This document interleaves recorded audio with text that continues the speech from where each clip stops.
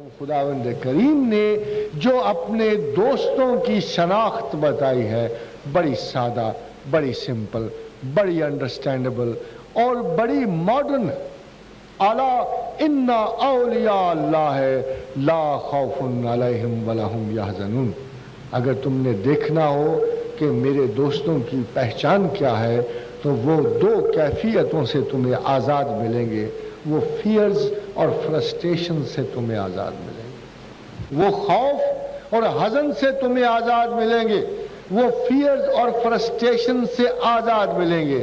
خواتین و حضرات، اگر اس دور فیئر اور فرسٹریشن میں، اس دور حزن و ملال میں، اس دور میں جہاں ہر بندہ کسی نہ کسی چیز کا شاکی ہے، درد مند ہے، اداس ہے، اگر کوئی ایسا شخص مل جائے کہ جو خود غم و حزن و ملال سے آزاد ہو تو پھر آپ اس کو خوب اچھی طرح سمجھ لیں کہ یہ اور ہو ہی کوئی نہیں سکتا سوائے اس کے کہ خدا کا یہ دوست ہے. مگر حزن و ملال کی برات تک پہنچنے کے لیے خود شناسی کے ایک ایک پل کو ہمیں، ایک ایک مرحلے کو طے کرنا پڑتا ہے.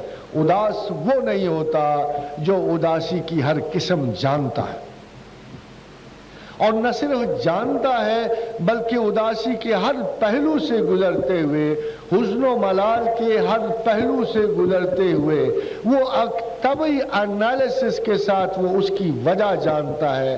وہ دل میں اس زمین کے قطعے کو اچھی طرح جانتا ہے جس میں کسی خارجی اداسی کا بیج آ کے پڑتا ہے. ہمارا دل اللہ کی زمین ہے.